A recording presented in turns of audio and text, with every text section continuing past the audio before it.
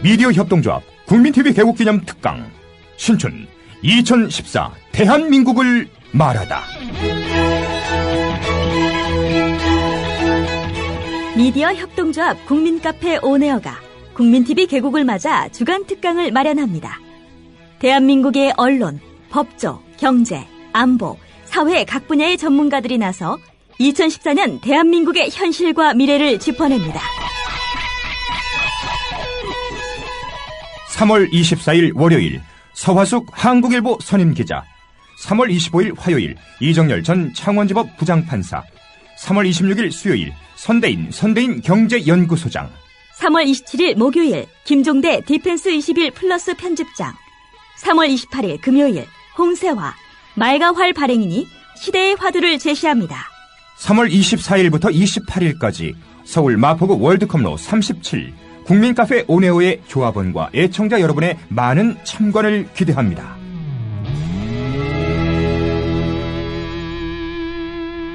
서화숙 기자, 이정열 전 판사, 선대인 소장, 김종대 편집장이 나서는 월요일부터 목요일은 저녁 7시 반, 홍세화 발행인이 나서는 금요일은 오후 5시에 강연이 펼쳐집니다.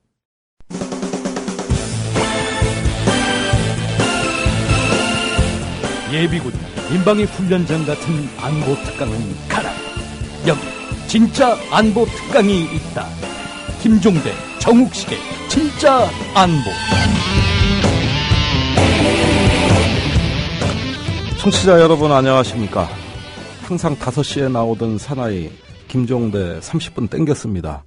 예, 오늘은 우리 정욱식 대표와 동시에 시작합니다.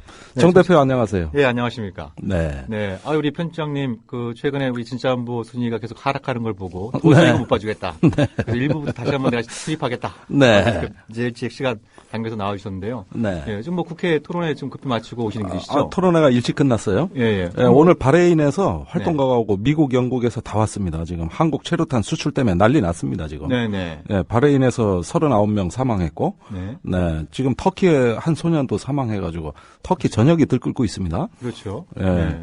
그런데 재밌는 게 그 국제인권의사회가 최근에 낸 보고서가 오늘 세미나에서 공개됐는데 지금 바레인 상황이 1987년 한국 상황과 대단히 유사하다. 네.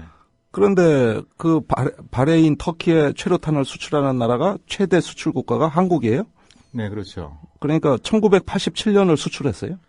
그러니까 87년에 많은 사람들의 희생을 통해서 민주화를 이뤄냈는데요. 네. 예, 그 민주화된 한국이 또 민주화 시위를 하고 있는 바레인의 또 국익, 또 상업적인 이익을 앞세워서 또 체류탄을 수출하는, 그래서 많은 사람들이 희생되는 굉장히 역설적이고 좀 안타까운 상황인 것 같은데요. 네. 국회의원분들도 많이 오셨습니까? 네, 민주당 국회의원 2분이 나오셨어요. 네. 이제 우리가 잠시 후에 국정화 문제로 전화 연결하게 될 김현 의원하고 또 청년 비례대표 장하나 의원 나오셔서 토론을 했고, 국제활동가들의 생생한 증언이 있어서 아주 뜨거운 열기 속에 진행이 됐습니다. 네, 편집장님 수고 많으셨고요. 네. 또 이제 이 체류탄 문제 합리적으로 잘 해결될 수 있길 바랍니다. 네. 오늘 진짜 안보에서는 2가지 주제를 준비를 했는데요. 네. 1부에서는 강정마을과 제주 해군기지 문제를 가지고 참여연대 이태호 사무처장님 모시고 이 문제, 최근에 또 강정마을 또 제주해군기지 건설 현황은 어떤지, 이것이 과연 대한민국 안보에 도움이 되는 건지 이런 문제를 좀 집중적으로 한번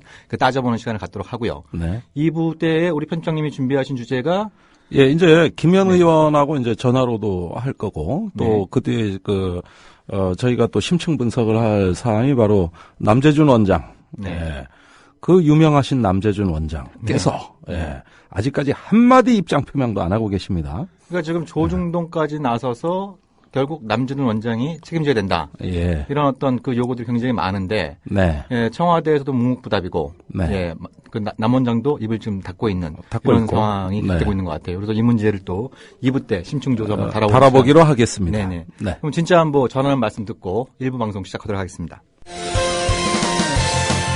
학교 폭력 예방 앱 스마트 보디가드. 스마트폰 왕따 문자 등 사이버 학교 폭력이 6배 이상 늘었습니다. 학교 폭력은 언제나 욕설, 모욕, 협박과 같은 폭력 문자를 동반합니다. 그런 학교 폭력 문자만을 감지하여 부모님께 알려드립니다. 미리 알면 예방할 수 있습니다.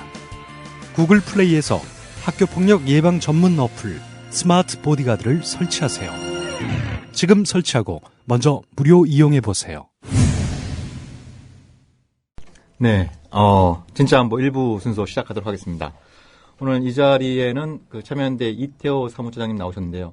사무처장님 어서 오십시오. 예, 안녕하세요. 참여연대 이태호입니다. 네네. 국민TV는 처음 오신 겁니까? 예, 그렇네요. 어허. 멋있군요. 와보니 괜찮죠? 예. 그럴싸하고. 뭔가 좀 약간 견제하는 듯한 느낌. 그런 게 있어요. 제가 보통 공중파 방송에 못지않은 시설을 가지고 있다 이렇게 말씀드린 겁니다. 네네. 굉장히 많은 조합원들 또 많은 국민 여러분들께서 이제 또 우리 국민TV 이게 단순히 대한 언론이 아니라 정말 주류 언론으로 갈 수 있는 그날을 위해서 많은 분들이 도와주시고 있는 덕분에 그러니까 이렇게 좋은 시설에서 하고 있는 것 같은데요. 조합원들의 힘이 정말로 대단하다는 느낌입니다. 네. 그게 그럴싸하다는 표현입니다. 네. 사실 참여연대도 회원이 많이 필요하다고. 네. 그렇죠. 그러니까 이게 남의 일 같지가 않은 거예요 지금. 그렇죠. 그럼요. 어디나 회원 문제는 중요하죠. 그 참여연대 회원 또 말씀 나오니까 또 이제 떠오르는 게 벌써 이제 만 4년이 되어가고 있어요. 예, 이제 천안함 침몰이 사건이 벌어졌을 때, 그때 참여연대에서 유엔 안보리에 이제 당시 한국 정부가 발표한 조사 결과에 대해서 의문을 표하는 그런 어떤 서한을 발송을 했다가 정부 보수 언론으로부터 참여연대가 이적 행위하고 있다고 아주 십중파를 맞지 않았습니까? 예, 그렇습니다. 예. 그때가 막 지방선거 한철행이었던 바로 직전이었죠. 지방선거 전에 조사 결과를 발표했고 유엔 안보리 서한을 보낸 건 지방선거 직후였는데 뭐 어쨌든 정치적으로 쟁점이 굉장히 뜨거워졌던 그때였습니다만은 그래가지고 보수단체들이 많이 와서 시위도 하고 약간 신변의 위협까지도 가하고 그랬었는데 또 그때 많은 시민들이 도와주셨어요. 그래서 그때 제가 듣기로 한 2,3천 명 정도 회원이 늘었다고 오히려. 3,000명은 좀 과장된 거고 1,800명 정도, 약 2,000명 정도의 회원이 가입하시면서 참여연대를 지켜주셨습니다. 네. 저는 그래서 그 소식을 듣고 보통 참여연대가 그런 그 사원 발송하고 그럴 때 제가 일하고 있는 평화를 그에 연명하자 이렇게 제안도 하고 그러시지 않았습니까? 근데 그때는 달랑 이제 참여연대만 보내셔갖고 그 회원 증가 효과를 참여연대만 누르셨던 그런 기억이 납니다만. 그렇게 됐나요? 네네. 오늘 우리 그 이태호 처장님을 모신 이유는 몇몇 청취자 여러분들의 요구도 있었고 또 이게 보면은 이제 그 대선 때까지만 하더라도 그 한국 사회의 가장 뜨거운 이슈지 않았습니까? 제주해군 기지 문제, 또 강정마을 문제 이런 부분들이 이제 선거가 끝나면서 굉장히 이제 국민들 또 언론들의 관심에서 멀어지고 있는 이런 어떤 상황이고 이에 반해서 그 현지 주민들, 활동가들이 그 겪고 있는 고초는 지금 여전히 현재 진영인. 그래서 뭐 보니까 벌금만 하더라도 뭐 3억 원. 예. 지금 검찰이 기소한 것에 따르면 3억 원이고요. 아마 최종 판결이 나와더라도 2억 5천만 원 이상의 벌금이 주민들과 활동가에게 지금 부과될 것 같아요. 주로 어떤 벌금입니까? 내용? 주로 이제 주민들이 공사의 불법성이나 주민 동의가 없다는 것에 항의해가지고 공사장 앞에서 집회를 하거나 아니면 뭐 인간띠를 입거나 그래서 공사를 방해했다는 뭐 그런 명목으로 지금 내려진 벌금이죠. 근데 여기는 민사 소송은 빠져 있습니다. 민사는 지금 뭐 제한 상태. 아직은 본격화되지 않았고 형사 판결이 다 내려지면 그걸 근거로 이제 민사 판결이 내려질 수도 있는데 뭐 지금 쌍용 손배가 압류는 수십억 나와서 문제입니다만은 강정도 민사는 어떻게 될지 모릅니다. 다만 이제 형사적으로 업무를 방해하거나 불법 집회를 했다는 이유로 주민들과 활동가들에게 부과된 벌금만 3억 원이라는 거죠. 그 엄청난 금액을 강정마을 주민들이나 활동가들이 부담하는 건 도저히 불가능한 상황인데요. 그렇죠. 그래서 지금 그 이제 이 관련된 단체들 그 제재공개지 저지를 위한 전국 대책회의를 비롯한 여러 이제 그 관련 단체들이 다양한 또 이제 후원 모금 활동을 하고 있지 않습니까? 또 그런 내용도 좀 우리 청취자 여러분들께 소개해 주시면 좋을 것 같은데요. 지난 연말 저희가 준비해서 연초에 강정마을 법률 지원 기금 마련을 위한 모금위원회, 줄여서 강정모금위원회라는 것을 출범했습니다. 그래서 약 뭐 올해 상반기까지 약 2억 5천에서 3억 정도 부과될 벌금을 대비하고 주민과 활동가를 지원하기 위해서 여러 백방으로 노력하고 있는데요. 특히 이번 3월 오늘 27일 날, 29일이군요. 3월 29일. 다음 주 토요일이 되는 거죠? 예, 그렇습니다. 이 벌금 모금을 위한 후원 주점을 합니다. 예, 태성골뱅이라고 을지로에 있는 골뱅이. 아주 골뱅이 맛있는 집이죠. 예. 거기서 늘 이제 저희 강정 전국대책회의가 일일 주점을 해오던 그 장소인데요. 거기서 일일 호프를 합니다. 많은 분들이 같이 해주셨으면 좋겠고요. 그 외에도 이제 강정모금위원회를 인터넷에 치시면 직접 오시지 않으셔도 후원하실 수 있는 여러 가지 방법이 안내됩니다. 그래서 후원을 해주시거나 또 직접 일일 주점에 참여해 주시는 방법으로 이 벌금 때문에 고통받는 주민들과 활동가를 지원하실 수 있습니다. 네. 그러니까 후원 주점이 있고. 또 강정모금위원회에서 이제 모금 활동을 지금 벌이고 있고, 그리고 뭐 한라봉이나 이제 제주 흑돼지 이런 어떤 또 이제 그 물품 판매도 하고 있지 않습니까? 예, 평화상단이라고 치시면 지금 강정마을에서 난 그 한라봉이라든가 뭐 여러 가지 제주 특산물을 사실 수 있는데 거기서 그걸 사시면 그 수익액이 지금 벌금 모금을 위해서 지원될 수 있습니다. 그것도 많이 이해해 주시면 고맙겠습니다. 지금 이렇게 지금 처장님이 말씀하신 내용은 이제 참여연대 홈페이지나 또 평화네트워크 홈페이지 여기 이제 또 이제 그 잘 안내가 되어 있으니까 우리 청취자 여러분들의 많은 또 이제 관심과 이제 지원 부탁드리도록 하겠습니다. 꼭 부탁드립니다. 예. 간절히 부탁드리도록 하겠습니다. 우리 편집장님도 다음 주 토요일 날 시간 괜찮으시면 또 이게 술 있는 자리에 편집장님이 빠질 수는 없잖아요. 아무래도 제가 그 참새가 방앗간을 그냥 지나가는 건 있을 수 없는 일이기 때문에 예, 술과 평화와 우리 연대 정신이 같이 모여 있는 거 아니겠어요? 그렇죠. 강정마을 김미량 씨가 직접 준비한 제주 특산 돈배고기가 이제 제주말로 이게 돼지고기 수육을 말합니다. 굉장히 맛있습니다. 그게 현지 말입니까? 예. 돈배고기? 돈배고기라고 합니다. 말씀만 맛있어요? 들어도 아이고 제가 그 강정마을 갈 때마다 그분께서 직접 해주신 그 돈배고기를 먹어봤는데 제가 먹어본 그 어떤 음식보다 맛있다고 제가 자신 있게 말씀드릴 수 있습니다. 편집장님 오시면 제가 혼자만 먹었다 이거죠? 아니죠. 거기 있는 주민들이랑 활동이랑 같이 먹었죠. 아니 난 갔었다고 나도. 언제 가셨는데요? 난 초기에. 초기에요? 그때는 없었어. 근데 거기 가셔갖고 멱살 안 잡히셨나요? 아니 뭐 멱살이라기보단 그때는 이제 처음으로 공청회 열릴 때니까 뭐 그럴 정도 사안은 아니었어요. 아니 제가 이 말씀을 드린 이유는 이 해군기지 건설 결정이 이제 그 참여정부 때, 노무현 정부 때 이루어지지 않았습니까? 그때 이제 편집장님께서도 이제 정부에 계셨고 해서 혹시 물 알아가 굉장히 매서워지네. 아니 뭐 어떤 정부의 책임이라고 하면 참여정부의 지분도 있다고 좀 말씀드리는 거 인정해요.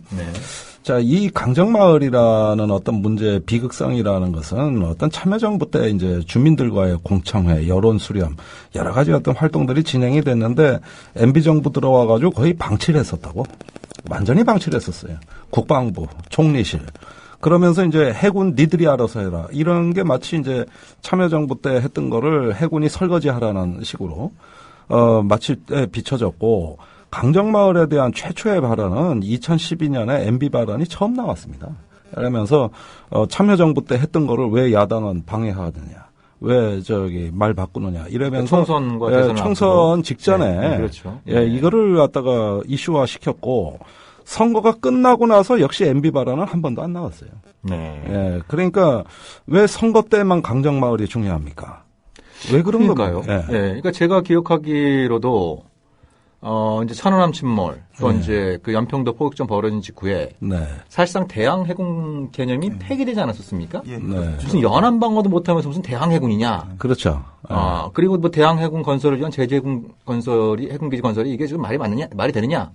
정부 내에서 이런 얘기들이 있었는데 갑자기 분위기가 확 바뀌었어요.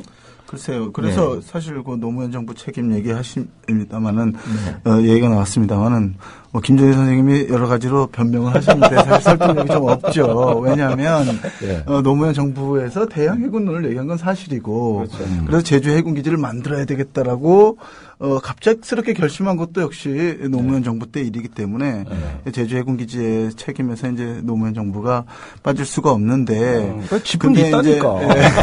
근데 제주 해군기지에 대해서는 제주 주민들이 굉장히 많이 반대를 했어요. 네.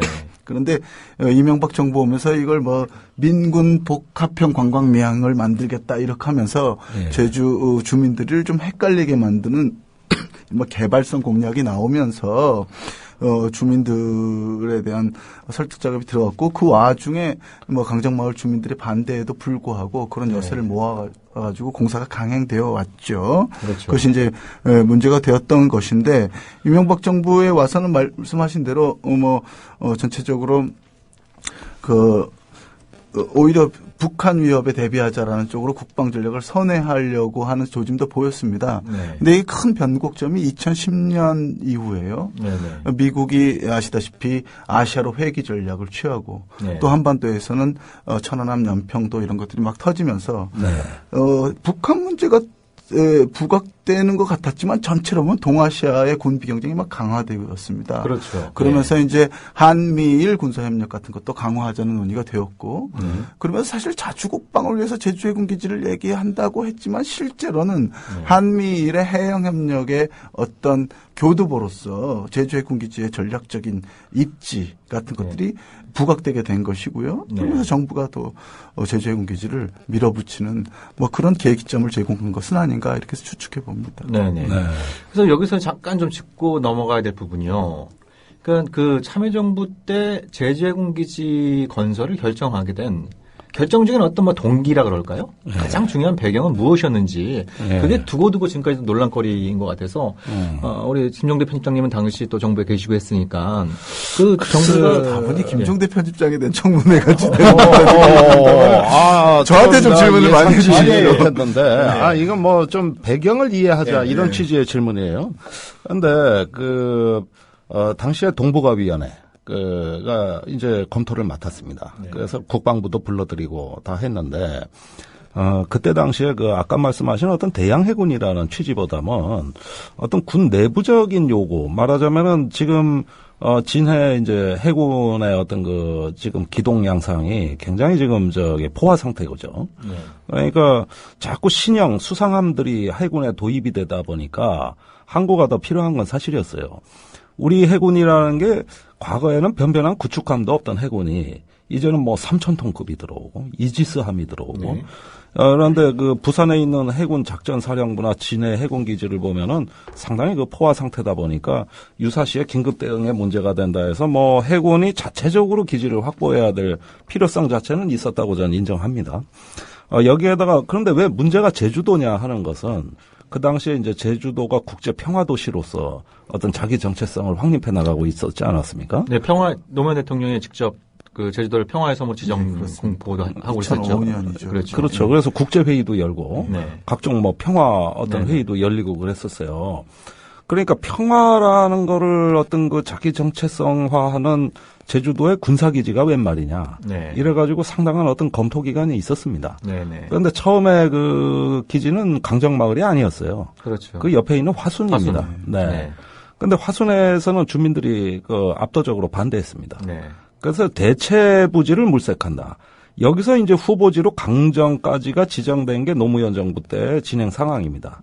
그러면 강정에 짓는다는 얘기냐? 그게 아니라 후보지로 그때 당시에는 결정을 했었던 거죠. 그러니까 정확히 말씀드리면 아마 2007년 4월인가요? 이제 굉장히 군사작전 하듯이 주민총회를 열어서 당시 강정마을 주민 수가 한 1,900명, 2,000명이 좀 안 된 상태였는데 87명인가요? 87명만 주로 이제 해녀 분들 중심으로 이제 모아놓고 표결도 없이 이제 박수로 만장일치로 이제 통과시켰다 그래서 이제 그것이 이제 그때부터 어떻게 보면 이제 강정마을의 비극이 시작되는 이런 어떤 계기였던 것 같은데요.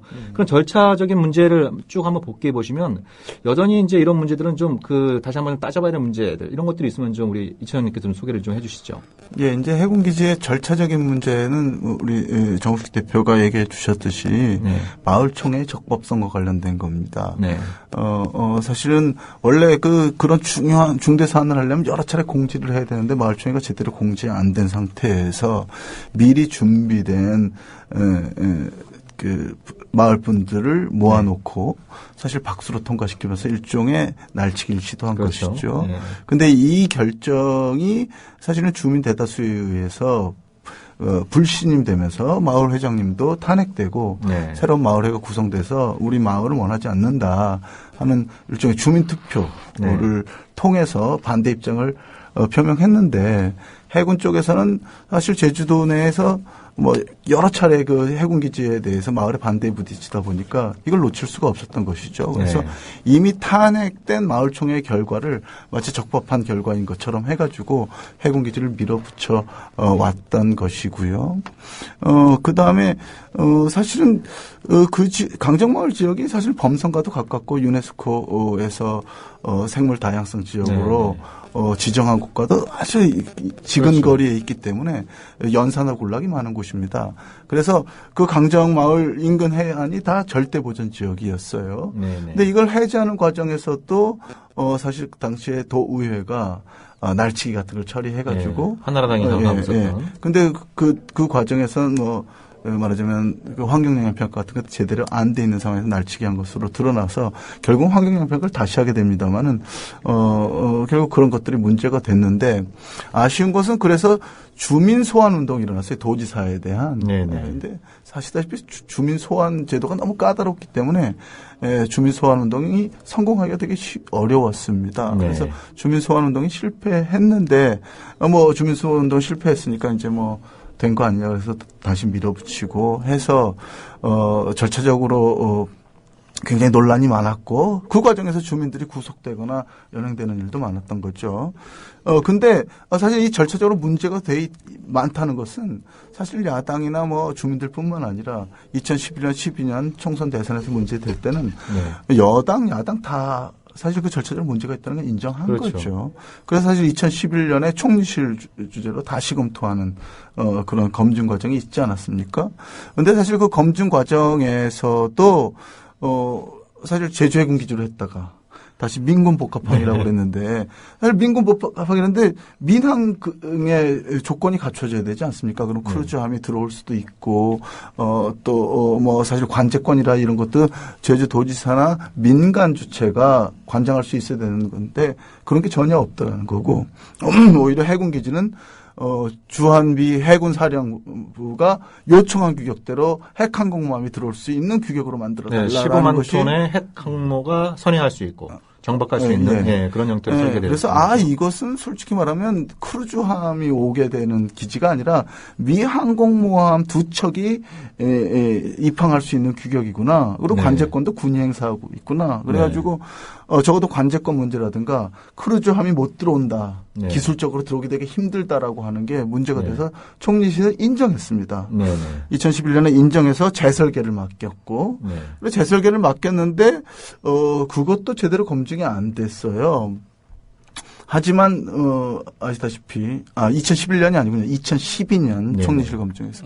근데 대선에서 솔직히 말하면 제주해군기지를 밀어붙이겠다고 했던 박근혜 정부가 다시 등장하면서 그 뒤에 추가 검증, 70일간의 추가 검증이라는 게 사실은 그냥 요식 절차로 됐습니다. 국회가 예산을 통과시키면서 부대 조건으로 달았던 70일간의 검증이 이제 요식행위로 끝나버리고요. 그래서 이제 지금 정부 입장은 무슨 소리냐 2번이나 검증을 해가지고 크루즈가 들어오는 민항 중심의 군항이라는 게 입증됐다. 민항 중심의 군항이라는 게 말이 안 되는 거죠.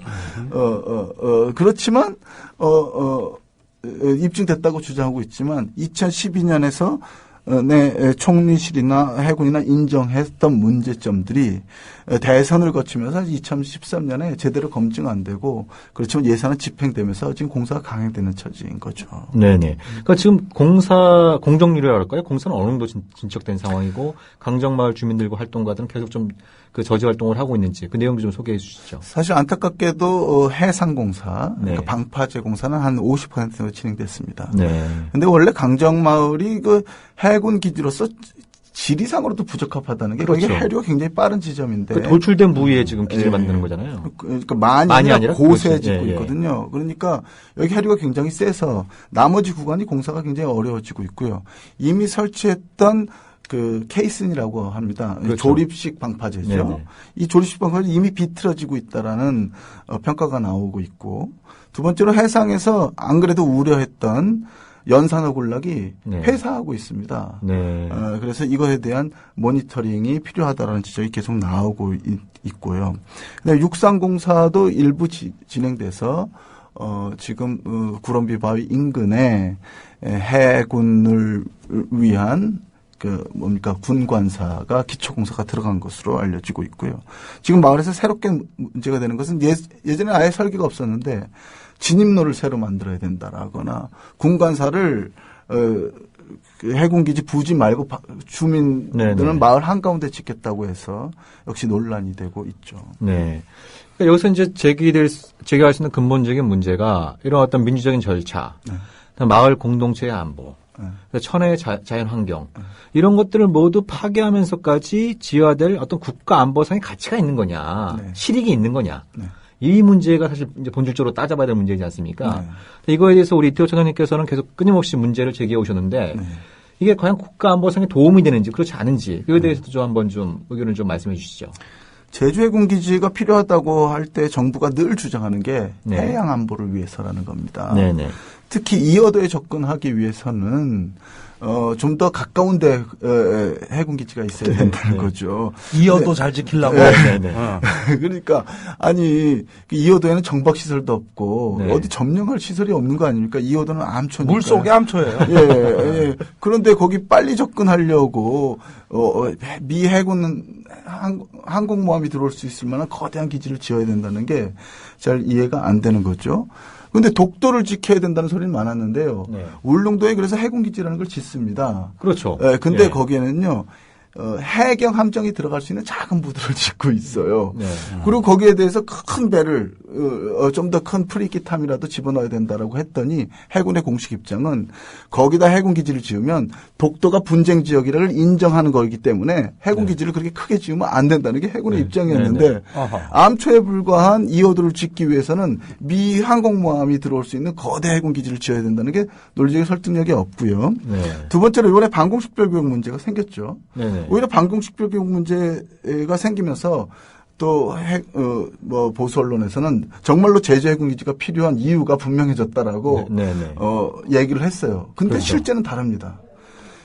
방공식별구역이 터지자마자 제주도 의회가 이어도의 날을 제정하려고 그랬는데 정부가 막았어요. 이어도의 날을 제정하면 중국과 군사적 갈등이 심해지고 이어도를 중심으로 한중 간에 영토 분쟁이 있는 것처럼 인식됐기 때문에 안 된다 해가지고 당시 그걸 추진하던 제주도 지역 새누리당 간사가 스스로 그걸 철회했어요. 아, 그렇습니까? 그리고 방공식별구역 논쟁이 있을 때 한국 외교부나 국방부는 매우 이례적인 입장을 계속 반복해서 냈는데요. 이어도는 영토가 아니다. 그리고 섬이 아니고 암초다. 공식적으로 발표했고요. 한중 간에는 영토 분쟁이 없다. 그렇죠. 그러니까 그게 한중 양국 간에 지금 그 이어도 문제에 관련해서 합의된 사항은 두 가지가 있는 거죠. 하나는 이건 영토가 아니라 수중 암초이기 때문에 영위권 분쟁의 대상이 아니다. 그리고 이거는 그러기 때문에 이거는 협상을 통해서 해결한다. 이제 이 두 가지 기본적인 어떤 원칙이 지킬 게 없잖아. 예, 그렇죠. 그러니까요. 뭘 지킨다는 얘기예요? 선거용으로 해군기지 문제를 써먹을 때는 이어도를 지켜야 될 엄청난 절박한 사유가 있는 것처럼 국민들을 현혹시켰다가 이건 이제 선거에서 이기고 나니까 제주도 의회에서 이어도의 날을 제정하려는 거에 대해서 중앙정부도 새누리당이 그걸 가로막고 나섰고. 그리고 더 중요한 거는 그러면 이어도 수호 말고 도대체 해양 안보라는 게 뭐냐. 해양 안보라는 건 미군 교리에도 나오는 컨셉이 있습니다. 마리타임 시큐리티. 제 발음이 안 좋아서. 마리타임. 이해해요? 김종대 선생님도 발음이 되게 안 좋다는 건 제가 잘 알고 있습니다만은. 두 분이 잘 이해하시는군요. 이 해양 안보 작전이라는 것은 결국은 제해권에 관한 겁니다. 그런데 한국 해군이 동아시아 바다에서 제해권을 독자적으로 행사할 수 있을까요? 사실 없습니다. 그러면 이 해양 안보를 위해서 제해권을 누가 가질 것이냐 하는 문제인데 한국 해군의 개념은 명확합니다. 미군과 함께 제해권을 확보하겠다는 거거든요. 그럼 제주 해군기지의 목적은 분명합니다. 미군과 함께 중국 앞바다에서 제해권을 행사하겠다는 것인데 사실은 장기적으로 이것은 한중 간에 굉장히 큰 문제가 될 수 있습니다. 그렇기 때문에 이번에 박근혜 정부, 보수 정부가 들어와서도 특히 이명박 정부 때 악화됐던 한중 관계를 개선하기 위해서 사실 여러 가지 노력을 하는데 특히 이번에 방공식별구역에서 보면은 중국이 방공구역을 일본과 미국에 대해서 사실은 선포하니까 한국도 이것에 대해서 뭔가 외교적 입장을 내야 되는데 중국과 갈등을 피하기 위해서 중국과 여러 차례 협의를 하지요. 그러면서 그래서 이미 이어도는 영토도 아니고 이어도는 한중 간에 영토 분쟁이 없다는 걸 여러 차례 공식적으로 표명하게 된 것도 그 배경인데 장래에 한국은 선택해야 된다는 겁니다. 한미일이 합쳐서 중국에 대항하는 해양 세력, 해양 동맹 형성할 것인가 아니면 미일과 중간의 해양 갈등에서 한국은 중립을 취할 것인가. 근데 중립을 취하려면은 해군기지 특히 제주도 같이 중국 코앞에 있는 그 지역에 미국이나 일본 함정이 들어오는 거대 해군기지를 짓는 것은 굉장히 나쁜 시그널을 보이는 것이죠. 그리고 솔직히 말해서 씨베이싱이라는 게 있습니다. 이게 한국이나 일본이나 미국이 모두 적용하는 교리에 따른 건데요. 씨베이싱이라는 것은 해상에서 해상기지 개념이라는 해상기지 개념이라는 겁니다. 말하자면 요즘은 함정의 규모가 커졌고 대형 수송함도 한국도 이미 몇 있기 때문에 우리 독도함 있잖아요. 필요하면 문제가 되는 지역에서 베이스를 구축하면 된다는 거지 어디 코앞에다 전진기지를 배치할 필요가 없다는 개념이거든요.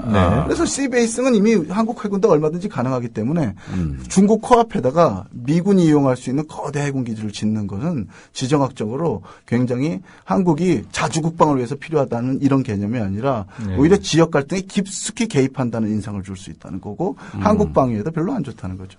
그러니까 이런 어떤 문제 제기에 대해서 국방부나 해군이 계속 일관되게 얘기했던 건 이건 대한민국 해군기지인데 왜 자꾸 미국하고 결부시키느냐. 이렇게 그런 얘기 많이 했어요. 굉장히 반론 제기를 많이 했었는데 이거에 대해서 어떻게 생각하십니까? 분명히 제주 해군기지는 대한민국 해군의 기지입니다. 그건 분명한 사실이고요. 다만 이 해군기지가 미국이 요청한 규격대로 만들어진다는 것도 분명한 사실입니다. 팩트죠. 그다음에 피버트 아시아 또는 그 재규정 전략을 취하면서 미국이 취하면서 가장 근본적인 문제가 그러면 중국을 견제하기 위해서 어마어마한 해군 전력을 동아시아에 집중 배치해야 되는데 돈이 어딨냐. 지금 미국은 경제 위기를 겪고 있으니까 그게 이제 의회의 가장 중요한 질문 아니었습니까? 거기서 오바마 행정부의 대답이 이것입니다. 동맹국의 기지를 잘 이용하고 우리가 이용할 수 있는 동맹국을 설득함으로써 그 문제를 해결하고자 한다 하는 것이었거든요. 그러니까 이 대목에서 그 소파 규정을 다시 한번 우리가 환기할 필요가 있을 텐데요. 소파 규정에 보면 미 합중국은 대한민국의 어떤 항구나 비행장도 입항료나 착륙료를 지불하지 않고 사용할 수 있다 이렇게 되어 있지 않습니까? 그러니까 미국 입장에서는 제재공 기지가 지어지면 그러니까 예를 들어서 이제 다른 이제 비동맹 국가들이나 아니면 이제 별도의 협정을 통해서 그런 사용료를 지불하게 될 경우에는 그 미국으로서 이제 돈 내고 써야 되는 이런 어떤 상황인데 한국 같은 경우에는 해군기지가 만들어지면 그런 어떤 뭐 사용료도 지불하지 않고 사용할 수 있으니까 굉장히 경제적인 방식이 되는 이런 어떤 셈이 되는 거죠. 예, 그렇습니다. 실제로 미국은 동맹국이 아닌 나라 예를 들어서 말레이시아, 싱가포르, 베트남에조차도 미국 해군 함정이 접근할 수 있도록 하기 위해서 외교적 노력을 집중하고 있습니다. 그러니까 별도의 협정을 체결해서 사용료를 지불하게 돼 있는 거죠. 두 분 군사 전문가 잘 아실 거예요. 그렇다면 실제로 이미 동맹을 체결한 한국이 중국과 가까운 곳에 해군기지를 만드는데 그것을 안 이용할 리 없다는 거고요. 그 사례로서 실제로 미군이 철수했던 수비기지에 다시 미군이 들어왔습니다. 그 필리핀 수비기지요. 그렇기 때문에 아마도 특히 이제 센카쿠 문제나 동아시아 바다에서 특히 서태평양 지역에서 지금 영토 갈등이나 해양 갈등이 심화되고 있기 때문에 미국은 반드시 제주 해군기지를 이용할 것이라는 점이고요. 또 주목할 것은 최근 3년 사이에 제주도 남방 해역에서 이른바 그 해양 안보를 이유로 한 무슨 유사시에 민간 함복이 전복되거나 사고를 나면 구조작전, 탐색 구조작전이라는 걸 하지만 탐색 구조작전의 이지스함이나 항공모함도 왔어요. 해역 항공모함이나 레이더를 장착한 그런 어마어마한 함대가 참석할 이유가 작년 여름에까지 비밀리에 했던 훈련이 한미일 삼국이 퍼시픽 드래곤, 그러니까 태평양의 용이라는 이름으로 합동 해상 군사훈련했는데 그 군사훈련의 핵심이 바로 해상 MD 체계, 해상 미사일 방어 체계 훈련이지 않았습니까? 그렇죠. 처음에는 탐색 구조라고 그랬다 조금 바뀌었습니다. 거기 작전 목적에 차단 작전도 들어갔고요. 근데 차단 작전을 하는데 이지스함이나 핵항공모함이 오니까 이건 미사일 방어 작전도 포함하겠구나. 이렇게 누가 보게도 인식되는 거죠. 그래서 한미일 해상 훈련을 하는데 이건 또 다른 문제를 이야기합니다. 한미가 그렇게 해도 문제인데 중국과의 갈등에서 우리 국민들이 그렇게 민감해하는 일본 간의 군사협력이 제주도 남방해역에서 일어나고 있다는 거죠. 그렇죠. 그리고 이번 방공식별구역 할 때도요. 중국한테는 이견을 제기했는데 이미 일본은 이어도뿐만 아니라 제주도 마라도 상공까지를 일본 방공식별구역을 설정하고 있었어요. 40년 동안. 그렇죠. 그런데 한국 정부는 한 번도 일본이 이어도 상공이나 마라도 상공을 자기네 방공식별구역으로 선포하는 데 대해서 이의를 제기하지 않았습니다. 그래서 이번에 중국한테도 이의를 제기하는 척했지만 근본적으로 제기하지 못했던 거예요. 일본한테는 제기했는데 중국한테 제기 못했던 거죠. 우리가 얘기하긴 했어요. 그런데 만약에 마라도 이렇게 또 이어도 이런 걸 우리가 관제하겠다 그러면 일본은 그럼 독도는 우리가 관제하겠다. 그 문제 때문에 못한 거죠. 이런 부분 때문에 협상 자체가 이루어지질 않았어요. 일본은 독도가 지낼 거라 그러는데 독도 울릉도 한국이 지금 다 하고 있지 않냐. 그러면은 마라도 그런 거 한국이 하면 독도 우리가 하겠다. 이런 문제가 있어가지고 이게 문제가 걷잡을 수 없이 파급이 됩니다. 그러다 보니까 이런 문제는 일본하고 이거는 조용한 외교로 하고 조용하게 가고 한데 중국에 대해서는 예상보다 빨리 한국 정부 반응이 나왔죠. 그건 아무래도 국방부 입장이 강하게 관철된 걸로 보여져요. 외교부에서는 그것도 상당히 못마땅하게 생각했습니다. 사실은. 그래서 제 말씀도 그건데 제가 못한 말씀을 김종대 편집장이 잘 얘기해 주셨는데 독도 문제나 이런 것 때문에 이 문제는 본질적으로 외교적으로 풀고 조용한 외교를 통해서는 한국 정부의 정책이 저는 나쁘지 않다고 봅니다. 그리고 같은 기준을 중국에도 적용하는 게 맞다는 거죠. 왜냐하면 앞으로도 한중 간에는 매우 중요한 경제적 문제도 있고 정치적 문제도 있기 때문에 또 통일 과정에서의 관계 문제도 있기 때문에 한중 관계는 조용하게 풀어야 되는데 제주해군기지 이어도니 뭐니 해가지고 너무 떠들썩하게 풀어왔고 실제로는 제주해군기지를 한미일 군사협력으로 이용한다면 이 문제가 외교적으로 앞으로 어떻게 되겠냐는 거죠. 자, 여기에서 지금 이태호 처장님께서 아주 미중 간에 또는 어떤 우리 동북아 국가들 간의 어떤 해상 경쟁의 본질을 말씀해 주신 건데 이 최근에 미중 간의 해양에서의 어떤 패권이랄까 어떤 각축전이라는 게 기지 확보 전쟁의 양상으로 나가고 있습니다. 사실 중국도 미국이 너무 동아시아 국가들의 해양 협력을 촉진하니까 또 파키스탄에 중국 해군 기지를 만든다고 맞대응을 하고 있고 이렇게 왜 해군 기지가 많이 필요하냐면 이거를 전략적 관문이라고 합니다. 그러니까 초커 포인트. 그러니까 누가 이걸 많이 확보하느냐가 해상의 어떤 주도권 경쟁인 것처럼 돼 있어요. 그러다 보니까 자꾸 여러 나라하고 안보 협력을 해서 그 나라의 항구를 이용할 수 있는 권리 확보 경쟁이 굉장히 말라카 해협으로부터 우리 남해 서해에 이르기까지 어떤 뚜렷한 하나의 어떤 세계적 추세로 나타나고 있다는 거. 그런 면에서 중국이 가장 민감하게 생각하는 것은 미군의 해군력이 자기네 연안 근해로 접근하는 것을 지금 가장 어떤 군사 전략의 핵심 과제로 보고 있고 언젠간 그걸 차단하겠다는 게 지금 중국의 반접근 전략의 핵심 아니겠어요? 네, 맞습니다. 그렇다면은 결국은 이 문제는 어떤 기지의 문제 또 거기서 어떤 해군력을 투사하는 거를 이걸 갖고 미래에 미중이 어쩌면 충돌하게 될 가능성이 대단히 높다. 지금 중국, 일본도 그런 거 아니겠습니까? 그렇습니다. 그래서 사실은 한국에 있는 많은 국민들도 또 일부 군사 전문가들도 그러니까 우리도 기지를 가져야 되는 거 아니냐. 그러니까 미국이 들어오는 것을 나중에는 차단하더라도 우리도 전진 기지가 필요하다고 하는 건데요. 근데 잘 생각해 볼 필요가 있습니다. 중국은 사실 누가 보기에도 앞으로 패권 국가가 될 게 분명하고요. 자기 해양이 봉쇄되는 걸 막기 위해서 반접근 전략을 취하고 있죠. 네. 그래서 해군 기지를 많이 만듭니다. 미국은 중국을 차단하려고 전진 기지를 만들죠. 네. 그래서 미중 갈등이 동아시아에서 심화될 거라는 거죠. 그런데 한국은 솔직히 말해서 패권 국가의 야망을 갖고 있는 나라라기보다는 여기서 허브 국가나 교량 국가로서의 자기 국가 전략을 가지는 게 가장 적합한 나라입니다. 맞습니다. 그런데 이 나라가 어떤 특정한 나라를 위해서 전진 기지를 제공한다는 것은 허브로서의 기능이나 사실은 교량으로서의 기능을 스스로 포기한다는 걸 의미하는 거거든요. 네. 장래에 있어서 불확실성을 더 심화시킬 뿐만 아니라 안보적 위협을 스스로 불러들이는 전략일 수 있습니다. 네. 그 점에서 해군 기지를 전진 배치되고 모두 다 훌륭한 국방 전략은 아니다. 네. 국가 전략, 국가의 포지션에 맞게 기지 전략은 달리해야 된다는 거죠. 네. 지금 굉장히 중요한 말씀들이 많이 나왔는데요. 좀 아쉽게도 지금 일부 방송을 좀 마쳐야 될 시간이 된 것 같습니다. 사실 제재공 기지 문제를 강정마을의 여러 가지 현안, 또 이제 한국의 자주국방 문제, 이런 문제로 또 이제 검토가 필요하겠습니다만, 동시에 이것이 동아시아에 지금 급변하고 있는 정세 속에서 과연 이게 우리한테 전략적 자산이 될 것인지, 아니면 전략적 부담이 될 것인지, 이런 문제에 대해서 굉장히 좀 심도 깊은 검토가 필요한데요. 아직 공사 중이라고 하니까 정말 대한민국의 안보, 더 나아가서 한반도와 동북아의 평화, 번영을 위해서 이 해군기지 문제를 어떻게 해야 될지, 이런 문제에 대해서 좀 우리가 계속 좀 심사숙고하는 그런 계기가 되었으면 하는 바람입니다. 아울러서 서두에 잠깐 말씀드렸습니다만 지금 강정마을 주민들, 활동가들이 굉장히 많은 어려움을 겪고 있는데요.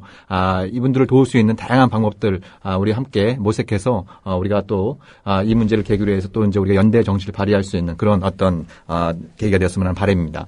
이태호 처장님, 짧은 시간 동안 아주 중요한 말씀 주셔서 감사합니다. 예, 짧은 시간이 아쉽네요. 예. 2부에도 같이 하실 겁니다. 2부 때도, 우리가 2부 때 남재동 국정원장과 이제 종북파동, 이런 주제로 할 계획인데, 이태호 차장님 또 이게 또 중요한 또 전공 분야고 또 국정원과 또 다양한 악연을 갖고 계시니까. 그러니까 우리하고 전문 분야가 같다고. 다음부터는 아예 진행으로 모셔야 돼요. 저도 국정원에 대해서 할 말이 많아서 불러주신다면 제가 가지 않고 다음 세션에 들어와서 같이 하겠습니다. 지금 부르는 걸로 하겠습니다. 그러면 또 김종대 편집장님, 이태호 차장님과 계속 2부 방송 진행하도록 하겠습니다. 더불어 행복한 세상. 너와 나의 꿈이 눈앞에 국민 TV